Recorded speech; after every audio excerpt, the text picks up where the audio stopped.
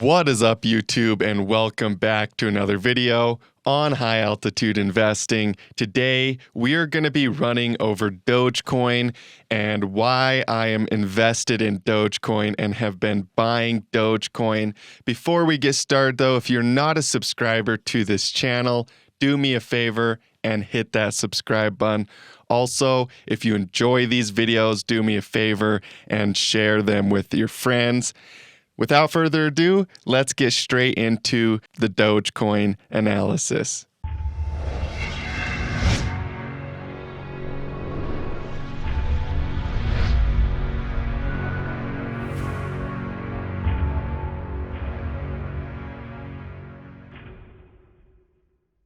So the first thing I want to mention on Dogecoin is our breakout of downward trending resistance.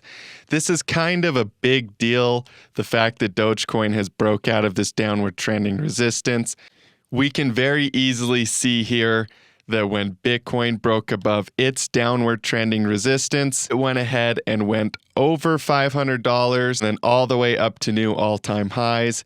And Dogecoin is actually set up in the exact same way. And by the way, both Bitcoin and Dogecoin have the exact same correction. You can see previous cycle on Bitcoin and this current cycle on Dogecoin. We have the same correction. And we also have this first sell-off, which is common to market cycles. We always have that first sell-off before prices rally up. And so when it comes to Dogecoin and when it comes to Bitcoin, you guys can see that these market cycles are shockingly similar.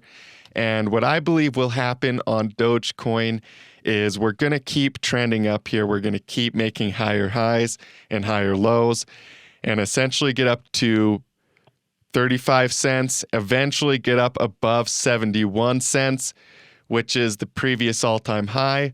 A lot of people talk about $1 per Dogecoin. To be honest with you, that is actually a conservative target. Bitcoin went way above its previous all-time high when it did the same cycle.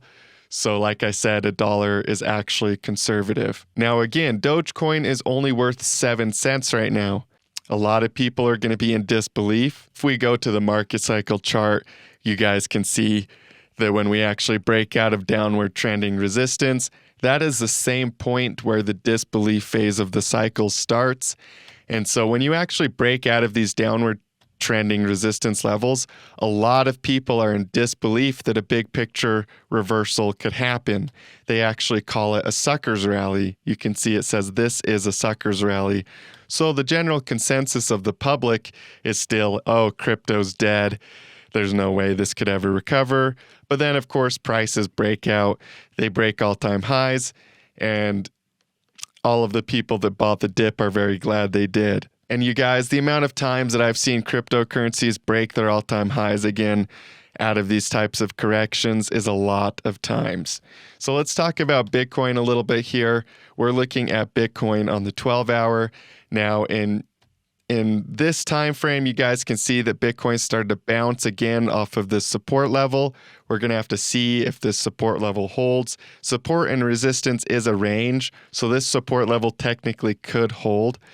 We did see a triangle pattern in yesterday's video. I mentioned there's a triangle pattern right here. And technically the target for this triangle pattern on the downside, we can actually measure the target on the downside, which is about 14,300 per Bitcoin. And the target for the upside is about 18,000. Now, we obviously broke bearish, so prices could go down to that target. We have to see. Like I said, support and resistance is a range. There's nothing that says that Bitcoin can't just bounce right back up as well. So it really is about waiting to see what happens. But the downside target is 14,200 or 300, right around here. And the upside target was 18,000. So we broke bearish, but we have not met that target yet. We have to see what happens here with Bitcoin on the smaller time frame. But as I said in yesterday's video, I'm not really necessarily concerned about this time frame. I'm not taking selling actions down here or anything like that. My focus is my big picture with target with Bitcoin, which is 100,000 per coin. I actually, kind of like how Dogecoin, $1 is a minimum target. This is actually a minimum target with me for Bitcoin. But this is what I'm focused on in the big picture. So all of this short-term price action is just stuff that I'm helping map out for you guys, sharing in these videos, and making sure that I'm keeping you updated and sharing my thoughts on the market, what's going on with Bitcoin in both timeframes, the short term and the big picture. And speaking of keeping you guys updated on my views with the markets, let's go ahead and look at one of my other perspectives on Bitcoin. So in yesterday's video, I talked about how prices could obviously go down to 14,300, and I just mentioned that again, just barely. But I also want to mention the Wyckoff spring scenario. This is ADA, this white fractal in the background. This is ADA. And that's what ADA looked like when it made its bottom. It made a slightly lower low. A lot of people would have really been panic selling down here. And of course, that was the beginning of a huge bull market with ADA, where price actually went all the way up to $3. So if we look at Bitcoin now, we see a very similar bottom structure. We can see the same capitulation happened with Bitcoin, where we made a slightly lower low. A lot of people are really bearish down here. And although I'm super, super open-minded to 14,000 being tested and these levels being tested, I'm also watching this, and I want to make this aware to you guys. Like I said, my big picture scenario with Bitcoin is 100,000. So I'm really just looking at potentials here with the short term. But I have seen markets bottom out just like this before. And they do have these Wyckoff springs like this.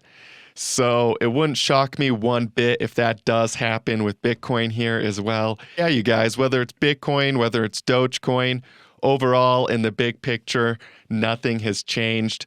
And in the short term, I'm quite bullish on Dogecoin. And also Bitcoin could easily reverse at any point. We've got a downside potential target with that triangle at 14,300. And then, of course, we have a potential reversal pattern with a Wyckoff spring. So let's just watch these different scenarios with Bitcoin and see what happens. I will say one thing. Some people are saying 9,000. I think it's very unlikely that Bitcoin goes all the way down to 9,000. My downside target for Bitcoin, if we do go lower, it's pretty much 14,000. It could go 13,005 or whatever, right? But if we were to go lower, it's going to be that next major horizontal support. I'm not going to target 9,000 or anything like that. And like I said, you guys, the majority of the worst of the correction is over. The majority of the bear market has already happened. So for me, I'm still looking at this as a buyer, not going to change that, not going to sell anything. And I'm also just focused on keeping my eyes on the prize. Yeah, thank you guys so much for tuning into today's video. I hope you enjoyed it. I hope you learned something. Like I said at the start of this video, subscribe if you enjoy this content, share it with your friends. Also, you guys, keep tuning in. I've been uploading a lot more regularly. Super excited about the markets. We got a free Discord, links in the description below. Also, live webinars, mastermind program. You can join that via email, or the VIP program for signals and stuff like that. You can join that also via email. Links in the description. I love you guys, and as always, stay profitable out there.